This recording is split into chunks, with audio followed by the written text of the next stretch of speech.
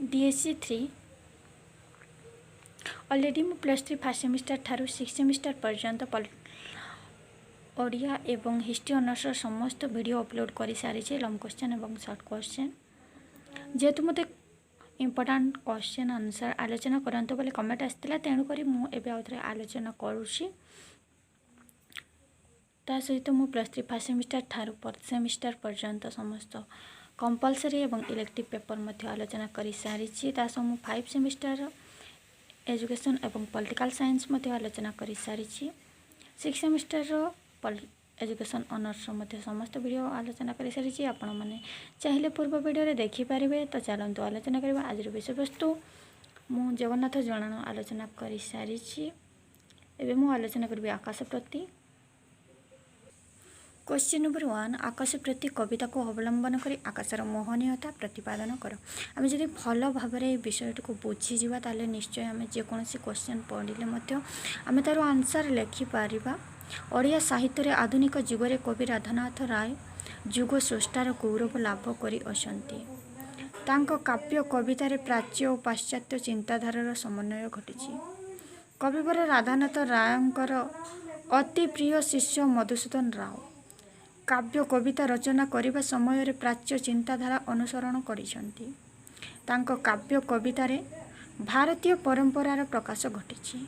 कवि मधुसूदन राव ब्राह्म धर्म ग्रहण करिबा परे ब्राह्म धर्मर नीति अनुसार निजर जीवन अतिबाहित करिसेंती। से ब्राह्म धर्म ग्रहण करथिले। तांकर धार्मिक जीवनर प्रभाव तांक साहित्य रे प्रतिफलित होइथिबार देखा जाए। आलोच्य आकाश प्रति कवितार कवि आकाशर मोहनीयता अत्यंत दक्षतार सहित परिप्रकाश करिसेंती। आकाश प्रति कवितार कवि कौन वर्णना करिसेंती ना आकाशर मोहनीयता को परिप्रकाश करिसेंती। कवितार प्रथम पदरे कवि आकाशर महान और विराट अस्तित्व को सूचना प्रदान करिसेंती। कवितार कवि प्रथमे कौन सूचना करिसेंती ना आकाशर महानता और विराटता। से आकाश को अनंत और अपार बोली कहवा संगे संगे केवल आकाश न कही महाआकाश बोली कहिसेंती। से आकाश को आकाश न कही महाआकाश बोली कहिसेंती। कवितार प्रथम पदरे कवि आकाशर महान और विराट अस्तित्वर सूचना प्रदान करिसेंती। से आकाश को अनंत और अपार बोली कहवा संगे संगे केवल आकाश न कही महाआकाश बोली कहिसेंती। आकाशर महान और गंभीर रूप को मनुष्य चिंता कले कौनसी धारणा करिपारे नाही। मनुष्य यदि आकाशर तार विराटता को चिंता करे ताहले आउ कौनसी मध्य चिंता करि पारे नाही। आकाशर विराटता अस्तित्व सहित मनुष्यर आकृति केबे हेले तुलना करा जाई न पारे। आकाशर विस्तृति एपरि सीमाहीन जे ताहा सहित मनुष्यर आकृति तुलना कले मनुष्य पृथ्वीर कीट सदृश प्रतिभात हुए। आकाश एते बड़ जे आकाश सहित जदि आमको तुलना करा जाए ताले आमे ता तुलना रे गोटे छोट कीटर सदृश। आकाशर व्याप्ति तुलना रे मनुष्यर बुद्धि वृत्ति अत्यंत तुलना कले मनुष्य पृथ्वीर कीट सदृश। कवि केवल कवितार आरंभ रे विराटता विषय वर्णना करी नीरव रही नाहांती। केवल जे से विराटता विषय तुलना करिसेंती आकाशर ताहा नुहे जे अनेक मध्य कथा वर्णना करिसेंती। कौन ना कवितार समग्र कलेबर मध्य आकाश विषय से जो वर्णना प्रदान करी अछंती ताहा आकाश को मोहनीय गुण रे बशीभूत करिछि। आकाशर सृष्टि विषय वर्णना करने को जाई कवि लिखिछंती कौन ना जेतेबेले एही सृष्टि आरंभ होई नथिला सेतेबेले केवल शून्य और अंधारर व्याप्ति रहिथिला। जेतेबेले आमर पृथ्वी सृष्टि होई नथिला सेतेबेले कौन थिला ना सब बाटे शून्य थिला एवं अंधकारमय थिला। कौनसी जीवजंतु गछ वृक्ष लता किछि भी सृष्टि होई नथिले। सूर्य चंद्र ग्रह नक्षत्र रे अंधकार केवल राजत्व करुथिला। सब बाटे कौन थिला ना अंधकारमय थिला। अनंत कालर समयर जेउ स्रोत बही चली ସେ ସ୍ରୋତରେ ସେତେବେଳେ କୌଣସି ତରଙ୍ଗ ସୃଷ୍ଟି ହେଉନଥିଲା। ଅନନ୍ତ କାଳରୁ, ଆମର ପୁରାତନ କାଳରୁ ଯେଉଁ ସ୍ରୋତ ବହି ଚାଲିଛି, ସେ ସ୍ରୋତରେ କ'ଣ ନଥିଲା ନା କୌଣସି ତରଙ୍ଗ ମଧ୍ୟ ସୃଷ୍ଟି ହୋଇନଥିଲା। ଅର୍ଥାତ୍ ସେତେବେଳେ କୌଣସି ଘଟଣା ହିଁ ଘଟୁନଥିଲା। ସେତେବେଳେ କୌଣସି ଘଟଣା ମଧ୍ୟ ଘଟୁନଥିଲା। ଘଟଣା ବିହୀନ, ଆଲୋକ ବିହୀନ ଶୂନ୍ୟତା ଭିତରୁ କେବଳ ଜାଗ୍ରତ ଅବସ୍ଥାରେ ଥିଲେ ଜଗତର କର୍ତ୍ତା ପରମେଶ୍ୱର। ସେହି ଘଟଣା ବିହୀନ ସମାଜ ଏବଂ ଆଲୋକ ବିହୀନ ସମାଜ, ସେହି ଅନ୍ଧାରରେ କିଏ ଥିଲେ? ଜଗତର କର୍ତ୍ତା ପରମେଶ୍ୱର ଭଗବାନ। ତାଙ୍କର ସୃଷ୍ଟି ବିଷୟରେ କେହି କିଛି କହିପାରିବ ନାହିଁ। ତାଙ୍କ ସୃଷ୍ଟି ବିଷୟରେ କେହି ମଧ୍ୟ କହିପାରିବ ନାହିଁ। ସେ ହେଉଛନ୍ତି ଅନନ୍ତ, ଅପାର, ନିରାକାର। ସେ ଅନାଦି ପୁଣି ଅନନ୍ତ। ଇଚ୍ଛାମୟ ସୃଷ୍ଟିକର୍ତ୍ତାଙ୍କର ନିର୍ଦ୍ଦେଶରେ ସୃଷ୍ଟିର ପ୍ରଥମ ଆଲୋକ ପ୍ରକାଶ ପାଇଲା। ତାଙ୍କର ସୃଷ୍ଟିକର୍ତ୍ତାଙ୍କର ନିର୍ଦ୍ଦେଶ ଅନୁସାରେ ଆମର ସୃଷ୍ଟିରେ ପ୍ରଥମ ଆଲୋକ ଆସିଲା। ତାଙ୍କ ଭାଷାରେ ସହସା ପ୍ରଥମ ଉର୍ମି ମହାକାଳନିରେ ଖେଳିକା ଅନନ୍ତ ମହାମହେଶ ଆଦେଶେ ସହସା ପ୍ରକାଶେ ଜ୍ୟୋତି ଧାରାତ ଶରୀରେ ଶୁଭ୍ର ମନ୍ଦାକିନୀ ଯଥା ବ୍ୟୋମକେଶ କେଶେ। ସୃଷ୍ଟିକର୍ତ୍ତାଙ୍କର ନିର୍ଦ୍ଦେଶ ଅନୁସାରେ ଅନନ୍ତ ଅନ୍ଧାର ମଧ୍ୟରେ ଆକାଶ ବକ୍ଷରେ ସୃଷ୍ଟିର ପ୍ରଥମ ଆଲୋକ ସ୍ମରଣ ହେଲା। ଏହି ଆଲୋକର ସ୍ମରଣ ପରେ ସୃଷ୍ଟି ପ୍ରକ୍ରିୟାର ଅଗ୍ରଗତି ସମ୍ପାଦିତ ହେଲା। ତେଣୁ କବିଙ୍କ ଲେଖନୀରେ ପ୍ରକାଶ କରିଛନ୍ତି, ସାକ୍ଷୀ ତୁହିରେ ଗଗନ ସୃଷ୍ଟି ପ୍ରକ୍ରିୟାର ଦେଖିଲେ କେମନ୍ତେ ଜ୍ୟୋତି ଭେଦି ତମ ରାଶି ପ୍ରକାଶିଲା କୋଟି କୋଟି ସୁନ୍ଦର ସଂସାର ସୂର୍ଯ୍ୟଚନ୍ଦ୍ର ଗ୍ରହ ତାରା ତଦେହେ ବିନ୍ୟାସ। ଯେତେବେଳେ ଅନ୍ଧାର ଥିଲା ସେତେବେଳେ କିପରି ଦେଖାଯାଉଥିଲା? ଯେତେବେଳେ ସୂର୍ଯ୍ୟଚନ୍ଦ୍ର ଗ୍ରହ ସବୁକିଛି ଆସିଲେ ସେତେବେଳେ ଆଲୋକିତ ହୋଇଗଲା ଏ ପୃଥିବୀ। ଆକାଶ ବକ୍ଷରେ ପ୍ରଥମରେ ଆଲୋକର ସ୍ମରଣ ହେବା ପରେ ଜଗତ ଓ ଜାଗତିକ ବସ୍ତୁ ଗୁଡ଼ିକ ସୃଷ୍ଟି ହେଲା। ପ୍ରଥମେ ଆମର ମହାଶୂନ୍ୟ ଥିଲା ଏବଂ ଅନ୍ଧକାରମୟ ଥିଲା ଏ ସାରା ବିଶ୍ୱ। ପ୍ରଥମେ ଆମର ଆଲୋକ ସୃଷ୍ଟି ହେଲା, ତାପରେ ଆସ୍ତେ ଆସ୍ତେ ଆମର ଜୀବଜଗତ ସୃଷ୍ଟି ହେଲା। ଜଗତର ଊର୍ଦ୍ଧ୍ୱତମ ସ୍ଥାନରେ ରହି ଆକାଶ ଜଗତ ସୃଷ୍ଟିର ପ୍ରତ୍ୟେକ ଘଟଣାକୁ ପ୍ରତ୍ୟକ୍ଷ ଭାବରେ ଅବଲୋକନ କରିଅଛି। ସୃଷ୍ଟିର ଆରମ୍ଭ ପୂର୍ବରୁ ଆକାଶ ଥିଲା ଓ ସବୁଠାରୁ ଊର୍ଦ୍ଧ୍ୱରେ ତାର ଅବସ୍ଥିତି। ଆମର ସୃଷ୍ଟିର ଯେବେ ଆରମ୍ଭ ହେଲା ତାର ବହୁ ପୂର୍ବରୁ ଆକାଶ ଅବସ୍ଥିତ ଥିଲା ଏବଂ ସବୁଠାରୁ ଊର୍ଦ୍ଧ୍ୱରେ ଥିଲା। ଏବେ ମଧ୍ୟ ସବୁଠାରୁ ଊର୍ଦ୍ଧ୍ୱରେ ଅଛି। ତେଣୁ ସେ ଜଗତର ପ୍ରତ୍ୟେକ ଅବସ୍ଥାକୁ ଉତ୍ତମ ରୂପେ ଅବଲୋକନ କରିଅଛି। ସେ ସୃଷ୍ଟିର ପ୍ରତ୍ୟେକ ଅବସ୍ଥାକୁ ସେ ଦେଖିଅଛି। ଅତୀତର କୌଣସି ତଥ୍ୟ ଉଦ୍ଘାଟନ କରିବା ପାଇଁ ଆମେ ଇତିହାସର ପୃଷ୍ଠା ଉନ୍ମୋଚନ କରିଥାଉ। ଆମେ ଯଦି ଅତୀତ ଘଟଣାକୁ ଜାଣିବା ପାଇଁ ଚାହୁଁ ତାହେଲେ ଆମେ ଇତିହାସକୁ ଖୋଜିଥାଉ। ଆକାଶ ଅତୀତର ସମସ୍ତ ଇତିହାସର ମୂଳ ସାକ୍ଷୀ। ଆକାଶ ହେଉଛି କିଏ? ନା ସମସ୍ତ ଇତିହାସର ମୂଳ ସାକ୍ଷୀ ହେଉଛି କେବଳ ଆକାଶ। ସେ ହିଁ ସବୁ କିଛି ଦେଖିଛି। ଜଗତ ବକ୍ଷରେ ଯେଉଁ କାଳରେ ଯେଉଁ ଘଟଣା ଘଟିଛି, ଏ ସାରା ପୃଥିବୀରେ ଯେତେବେଳେ ଯାହା ଘଟଣା ଘଟିଛି ସବୁ ଆକାଶ ଦେଖିଛି। ସବୁ ସେ ଜାଣେ। ତାରି ଆଗରେ କେତେ ରାଜା ଧ୍ୱଂସ ପାଇ ଯାଇଛନ୍ତି, ପୁଣି କେତେ ରାଜା ମୁଣ୍ଡ ଟେକି ଠିଆ ହେଇଛନ୍ତି। ବହୁତ ପୂର୍ବ କାଳରେ ବହୁତ ରାଜାମାନେ ଯୁଦ୍ଧ କରିକି ବହୁତ ରାଜା ମୃତ୍ୟୁବରଣ ମଧ୍ୟ କରିଛନ୍ତି, ବହୁତ ରାଜା ଜୟଲାଭ କରିଛନ୍ତି। ସବୁ କିଏ ଦେଖିଛି? ନା ଆକାଶ।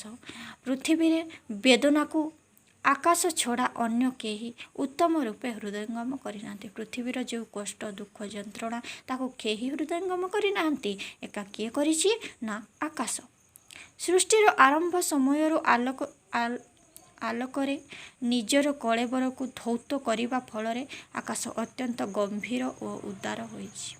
ସୃଷ୍ଟିର ଆରମ୍ଭ ସମୟରୁ ଆଲୋକରେ ନିଜର କଳେବରକୁ ଧୌତ କରିବା ଫଳରେ ଆକାଶ ଅତ୍ୟନ୍ତ ଗମ୍ଭୀର ଓ ଉଦାର।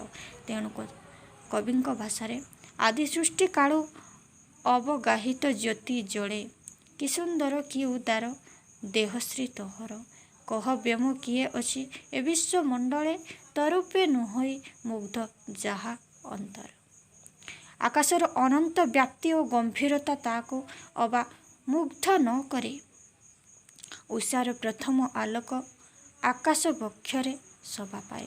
ଉଷା ମାନେ ସକାଳ, ସକାଳର ପ୍ରଥମ ଆଲୋକ, ସୂର୍ଯ୍ୟର ପ୍ରଥମ ରଶ୍ମି କେଉଁଠି ପଡ଼େ? ଆକାଶରେ। ରାତ୍ରିରେ ଚନ୍ଦ୍ର ଓ ତାରାଙ୍କର ସୌନ୍ଦର୍ଯ୍ୟ ଆକାଶରେ ପରିଦୃଷ୍ଟ ହୁଏ। ରାତ୍ରି ସମୟରେ ମଧ୍ୟ ସୂର୍ଯ୍ୟ ଆଉ ଚନ୍ଦ୍ରର ଆଲୋକ ପ୍ରଥମେ କେଉଁଠି ଦେଖାଯାଏ? ନା ଆକାଶରେ। ଆକାଶ ଅନନ୍ତ ରୂପ ଦର୍ଶନ କରି ମନୁଷ୍ୟ ଅତ୍ୟନ୍ତ ଭାବବିହ୍ୱଳ ହୋଇପଡ଼େ। ମନୁଷ୍ୟ ଆକାଶର ଅନନ୍ତ ରୂପକୁ ଦେଖି କ'ଣ ହୋଇପଡ଼େ? ନା ଅତ୍ୟନ୍ତ ଭାବବିହ୍ୱଳ ହୋଇପଡ଼େ। ଏହାଫଳରେ ତାହାର ଅନ୍ତରର କ୍ଷୁଦ୍ର ଭାବ ଦୂର ହୋଇଥାଏ। ଏହାଦ୍ୱାରା ତାର କ'ଣ ହୁଏ? ଅନ୍ତରର ଭିତରେ ଯେଉଁ କ୍ଷୁଦ୍ର ଭାବନା ଥାଏ ତାହା ଦୂରୀଭୂତ ହୋଇଥାଏ। କବି ଆକାଶର ମହିମା ବର୍ଣ୍ଣନାରେ ଏକାବେଳକେ ସତମୁଖ ହୋଇ ପଡ଼ିଛନ୍ତି। କବି ଆକାଶର ବର୍ଣ୍ଣନାରେ ସତମୁଖର ହୋଇ ପଡ଼ିଛନ୍ତି।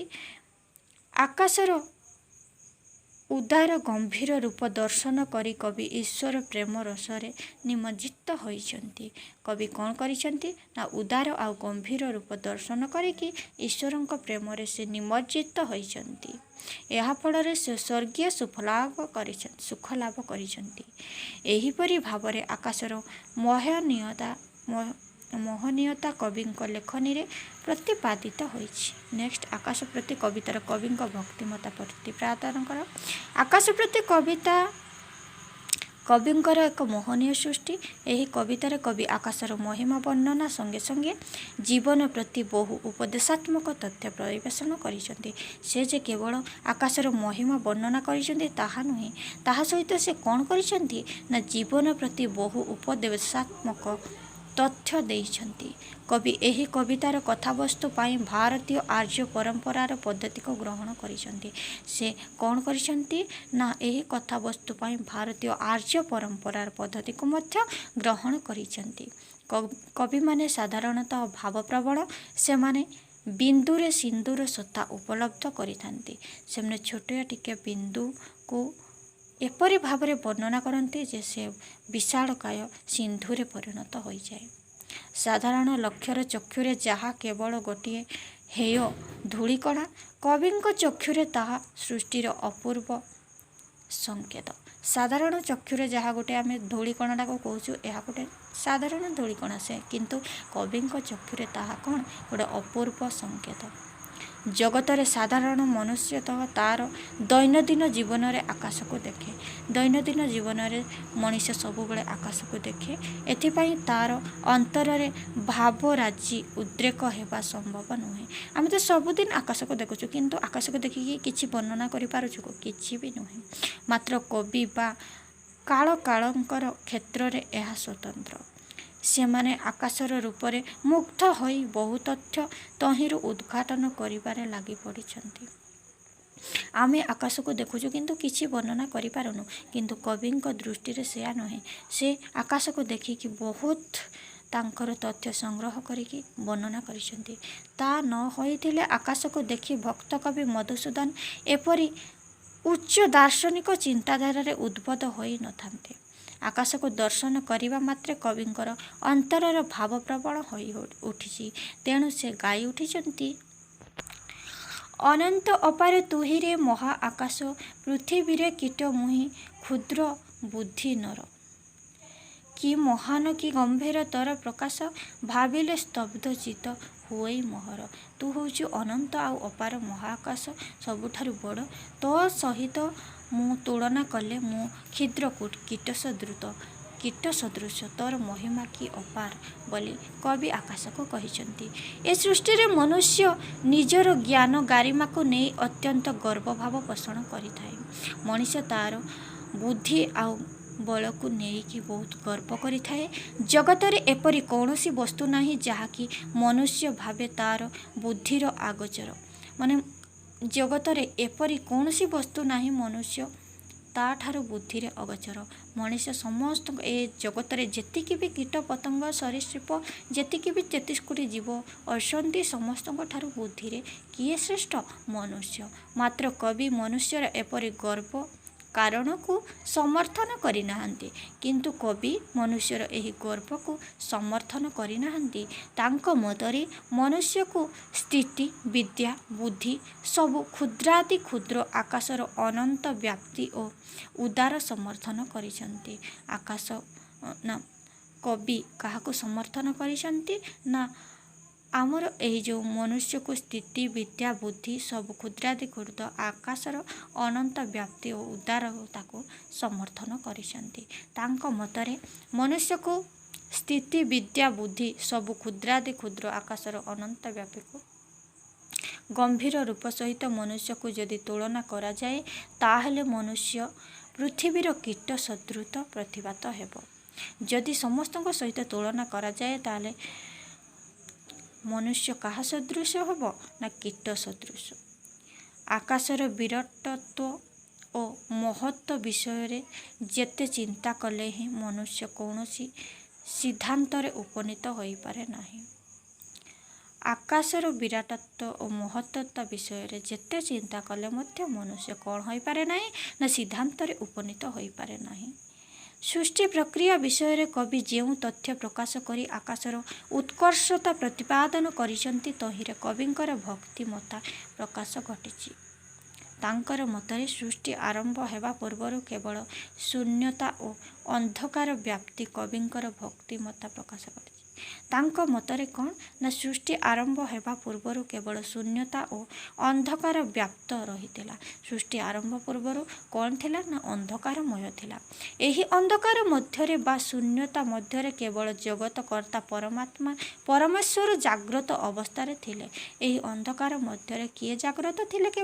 କେବଳ ପରମେଶ୍ୱର ଭଗବାନ ହିଁ ଜାଗ୍ରତ ଥିଲେ। ସେ ଏକାନ୍ତ ଚିତ୍ତରେ ଈଶ୍ୱରଙ୍କର ଅସ୍ତିତ୍ୱ ସ୍ୱୀକାର କରିବା ସଙ୍ଗେ ସଙ୍ଗେ ତାଙ୍କର ମହିମା ଗାନ କରି ତାଙ୍କ ଭାଷାରେ ଲେଖିଛନ୍ତି ସହସ୍ରା ପ୍ରଥମ ଉର୍ମି ମହାକାଶ ନୀରେ ଖେଳିଲା ଅନନ୍ତ ମହାମହେଶ୍ୱର ଆଦେଶେ ସହସ୍ରା ପ୍ରକାଶେ ଜ୍ୟୋତି ଧାରାତୁ ଶରୀରେ ଶୁଭ୍ର ମନ୍ଦାକିନୀ ଜ୍ୟୋତ୍ସ୍ନା ବ୍ୟୋମ କେଶେ କେଶେ। ପରମାତ୍ମା ପରମେଶ୍ୱରଙ୍କ ନିର୍ଦ୍ଦେଶରେ ହିଁ ସୃଷ୍ଟିର ପ୍ରଥମ ଆଲୋକ ସ୍ମରଣ ଆକାଶ ବକ୍ଷରେ ଘଟିଛି। ସେ କହିଛନ୍ତି ଭଗବାନ ସ୍ୱୟଂ ଭଗବାନଙ୍କ ଆଦେଶରେ ହିଁ ପ୍ରଥମେ ଏ ସୃଷ୍ଟିରେ ପ୍ରଥମେ ଆଲୋକ ସୃଷ୍ଟି ହୋଇଛି। ତାପରେ ଜଗତ ଓ ଜାଗତିକ ବସ୍ତୁ ସମୂହ ସୃଷ୍ଟି ହୋଇଛି। ପ୍ରଥମେ ଏ ଅନ୍ଧକାରମୟ ସୃଷ୍ଟି ଥିଲା ଏବଂ ଭଗବାନଙ୍କ ଆଦେଶରେ ପ୍ରଥମେ ଆଲୋକ ସୃଷ୍ଟି ହୋଇଛି। ତାପରେ ଏହି ଜୀବଜଗତ ସୃଷ୍ଟି। ଆକାଶର ମହିମା ପ୍ରକାଶ କରିବାକୁ ଯାଇ କବି ତାଙ୍କୁ ଶିକ୍ଷାଦାତା ଭାବରେ ଗ୍ରହଣ କରିଛନ୍ତି। ଆକାଶର ମହିମା ବର୍ଣ୍ଣନା କରି କବି କାହାକୁ ଶିକ୍ଷାଦାତା ଭାବେ ଗ୍ରହଣ କରିଛନ୍ତି ନା ଆକାଶକୁ। ଆକାଶ ମନୁଷ୍ୟକୁ ଦିବ୍ୟ ଶିକ୍ଷା ପ୍ରଦାନ କରିଥାଏ। ରାତ୍ରି ସମୟରେ ଆକାଶ ବକ୍ଷକୁ ଦେଖି ଭାବୁକର ପ୍ରାଣରେ ଅପୂର୍ବ ଭାବନା ଜାଗ୍ରତ ହୋଇଥାଏ। ରାତ୍ରି ସମୟରେ ଯଦି ଆମେ ଆକାଶକୁ ଦେଖିବା ଜଣେ ଭାବୁକ ଲୋକ ତା ମନରେ ବହୁତ ସେ ଭାବନା ସୃଷ୍ଟି ହେବ। ଆକାଶର ନୀରବରେ ଯେଉଁ ଅମୂଲ୍ୟ ସତ୍ୟବାଣୀ ପ୍ରଚାର କରେ ତାହା ଶ୍ରବଣ କରି ସମଗ୍ର ଜଗତ ସ୍ତବ୍ଧ ହୋଇଥାଏ। ଆକାଶ ଯେଉଁ ସତ୍ୟବାଣୀ ପ୍ରଚାର କରେ ତାହା ସମଗ୍ର ଜଗତ ଶୁଣିକି ସ୍ତବ୍ଧ ହୋଇଯାଏ। ରାତ୍ରିର ଆକାଶରେ ଚନ୍ଦ୍ରିକାର ପ୍ଲାବନ ଘଟେ। ରାତ୍ରିର ଆକାଶରେ କିଏ ଘଟେ ନା ଚନ୍ଦ୍ରିକା ଚନ୍ଦ୍ର ଉଦୟ ହୁଅନ୍ତି। ଚନ୍ଦ୍ରିକାର ସ୍ପର୍ଶରେ ଜଗତର ଅତ୍ୟନ୍ତ କୁତ୍ସିତ ବସ୍ତୁ ସୁନ୍ଦରରେ ପରିଣତ ହୁଏ। ଯେତେବେଳେ ଚନ୍ଦ୍ର ଉଦିତ ହୁଏ ଆକାଶରେ ରାତ୍ରି ସମୟରେ ସେତେବେଳେ ଆମ ଏହି ସାରା ପୃଥିବୀରେ ଯେଉଁ କୁତ୍ସିତ ମାନେ ଭଲ ନଥିବା ବସ୍ତୁ ଗୁଡ଼ିକ ସବୁ ସୁନ୍ଦର ଦେଖାଯାନ୍ତି। ରାତ୍ରିରେ ଆକାଶର ମନ ଭୁଲାଣିଆ ସୌନ୍ଦର୍ଯ୍ୟ ଦର୍ଶନ କଲେ କଳୁଷିତ ମନରେ ପବିତ୍ର ଭାବ ଜାଗ୍ରତ ହୁଏ। ଆମେ ରାତ୍ରି ସମୟରେ ଯଦି ଆକାଶର ସୌନ୍ଦର୍ଯ୍ୟ ରୂପକୁ ଦର୍ଶନ କରିବା ତାହେଲେ ଆମେ ଯେଉଁ କଳୁଷିତ ମନ ଆମର ଯେଉଁ ପାପୀ ମନ ମଧ୍ୟ କ'ଣ ହୋଇଯାଏ ନା ଆନନ୍ଦରେ ଭରି ଉଠେ ଓ ପବିତ୍ର ହୋଇଯାଏ। ଆକାଶକୁ ଦେଖି ମନୁଷ୍ୟର ମନରେ କିପରି ଭାବାନ୍ତର ଜାଗ୍ରତ ହୁଏ ତାହାକୁ କବି ପ୍ରକାଶ କରିଛନ୍ତି। ଧନ୍ୟ ଧନ୍ୟରେ ଆକାଶ ଧନ୍ୟ ତ ମହିମା ମହାଭାବ ଉପଜୟୀ ତୋହର ଦର୍ଶନେ ଉଦାର ପ୍ରଶାନ୍ତ ତୋର ଅନନ୍ତ ନୀଳିମା ସଂସାରର କ୍ଷୁଦ୍ର ଭାବ ବିନାଶ ତତ୍କ୍ଷଣାତ୍। ଜଗତର ସଂକୀର୍ଣ୍ଣ ସୀମା ମଧ୍ୟରେ ଆବଦ୍ଧ ରହି ମନୁଷ୍ୟ ନିଜକୁ ଅତି ବଡ଼ ମନେ କରେ। ଏ ସାରା ବିଶ୍ୱ ସଂସାରରେ ସଂକୀର୍ଣ୍ଣ ସୀମାରେ ମାନେ ଗୋଟିଏ ଛୋଟ କୋଣରେ ମନୁଷ୍ୟ ରହି ନିଜକୁ କ'ଣ ସେ ଭାବେ ସେ ଭାବେ ମୁଁ ସବୁଠାରୁ ବଡ଼ ଓ ବୁଦ୍ଧିମାନ। ଏହା ହିଁ ତାର ସଂକୀର୍ଣ୍ଣ ମନୋବୃତ୍ତି। ଏହା ହିଁ ହେଉଛି ତାର ସଂକୀର୍ଣ୍ଣ ମନୋବୃତ୍ତି। ମାତ୍ର ଆକାଶର ମହାନ ବ୍ୟାପ୍ତି ଓ ଗମ୍ଭୀର୍ଯ୍ୟ ଗମ୍ଭୀର ମୁହୂର୍ତ୍ତ ଦେଖି ସେ ତାର ସଂକୀର୍ଣ୍ଣତାକୁ ଭୁଲେ। ଆକାଶର ମହାନ ଓ ଗମ୍ଭୀରତାକୁ ଦେଖି ସେ ତାର ନିଜର ସଂକୀର୍ଣ୍ଣ ମନକୁ ଭୁଲିଯାଏ। ମହାଭାରତରେ ଉଦ୍ଭବ ହୁଏ କବିଙ୍କ ପ୍ରାଣରେ ଆକାଶ ଅପୂର୍ବ ସ୍ପନ୍ଦନ ଖେଳାଇ ଦେଖିଛନ୍ତି। ସେ ଲେଖିଛନ୍ତି, ମୁହୂର୍ତ୍ତ କି ଘେନି ମତରେ ମହାଗଗନ, ପରମାତ୍ମା ପ୍ରାଣ ସଖା ମହେଶ ଶ୍ରୀପଦେ, ମହା ପ୍ରେମାବେଶେ ଅଶ୍ରୁ ସର୍ବେ ମୋ ନୟନ, ଲଭଇମୁ ସ୍ୱର୍ଗର ଆନନ୍ଦ ସମ୍ବଦେ। ଆକାଶର ଅନନ୍ତ ବ୍ୟାପ୍ତି ଦେଖି କବି ଯେଉଁ ଭାବାବେଶରେ ମୁଗ୍ଧ ହୁଅନ୍ତି, ସେହି ଭାବାବେଶ ତାଙ୍କୁ ପରମାତ୍ମା ପରମେଶ୍ୱରଙ୍କ ପାଦପଦ୍ମରେ ନେଇ ପହଞ୍ଚାଇଛି। ସେ ଯେଉଁ ଆକାଶର ପରିବ୍ୟାପ୍ତି ଦେଖି ମୁଗ୍ଧ ହୋଇଛନ୍ତି, ତାହା କେଉଁଠି ନେଇକି ପହଞ୍ଚାଇଛି? ନା, ମହାପୁରୁଷ ସ୍ୱୟଂ ଭଗବାନଙ୍କ ପାଦପଦ୍ମରେ ନେଇକି ତାଙ୍କୁ ପହଞ୍ଚାଇଛି। କବିଙ୍କ ଚକ୍ଷୁ ଲତକରେ ଭରି ଉଠେ। କବିଙ୍କ ଚକ୍ଷୁ କ'ଣ ହୋଇ ଉଠେ? ନା, ଲୁହରେ ଭରି ଉଠେ। କବି ଏହିପରି ଭାବାବେଶରେ ମଜ୍ଜିତ ହୁଅନ୍ତି ଯେ ସେ ତହିଁରୁ ସ୍ୱର୍ଗୀୟ ଆନନ୍ଦ ଲାଭ କରନ୍ତି। ସେ ଏପରି ଭାବରେ ବୁଡ଼ିଯାଆନ୍ତି ଯେ ସେହି ଭାବପୂର୍ଣ୍ଣମୟରେ ସେ କ'ଣ କରନ୍ତି? ନା, ସ୍ୱର୍ଗ ସୁଖ ଲାଭ କରନ୍ତି। ଭକ୍ତ କବି ମଧୁସୂଦନଙ୍କ ଭକ୍ତି ପ୍ରାଣତା ତାଙ୍କର ଯେକୌଣସି କବିତାରୁ ଲକ୍ଷ୍ୟ କରାଯାଇପାରେ। କବି ଯେ କିପରି ଏହି ମଧୁସୂଦନ କେବଳ ଏହି ଆକାଶ ପ୍ରତି କବିତାରେ ନୁହେଁ, ତାଙ୍କର ଯେକୌଣସି କବିତାରୁ ମଧ୍ୟ ତାଙ୍କର ଭକ୍ତିମତା ଆମକୁ ସ୍ପଷ୍ଟ ଭାବରେ ଜାଣିହୁଏ। କବି ଜଗତର ପ୍ରତ୍ୟେକ ସ୍ତରରେ ଭଗବତ ସତ୍ତା ଅନୁଭବ କରି ତାହାଦ୍ୱାରା ଜଗତବାସୀଙ୍କୁ ଶିକ୍ଷା ପ୍ରଦାନ କରିଛନ୍ତି। ସେ ଜଗତର ପ୍ରତ୍ୟେକ ସ୍ତରରେ, ପ୍ରତ୍ୟେକ କୋଣ ଅନୁକୋଣରେ ବହୁତ ଲେଖାଲେଖି ସେ ଜଗତବାସୀଙ୍କୁ କ'ଣ ଦେଇଛନ୍ତି? ନା, ଉତ୍ତମ ଶିକ୍ଷା ପ୍ରଦାନ କରିଛନ୍ତି। ଆକାଶ ପ୍ରତି କବିତାଟି କବିଙ୍କର ଭକ୍ତି ପ୍ରାଣର ଉଦାହରଣ ଦେବାକୁ ଏକାନ୍ତ ସମର୍ଥ।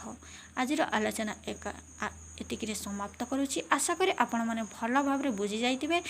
ତ ଏହି ଆକାଶ ପ୍ରତି କବିତାରୁ ଏବେ ଯେକୌଣସି କ୍ୱେଶ୍ଚନ୍ ଆସିଲେ ମଧ୍ୟ ଆପଣମାନେ ଲେଖିପାରିବେ, ଯଦି ଭଲ ଭାବରେ ମନ ଦେଇକି ଶୁଣିବେ ଏବଂ ମନେ ରଖିବେ।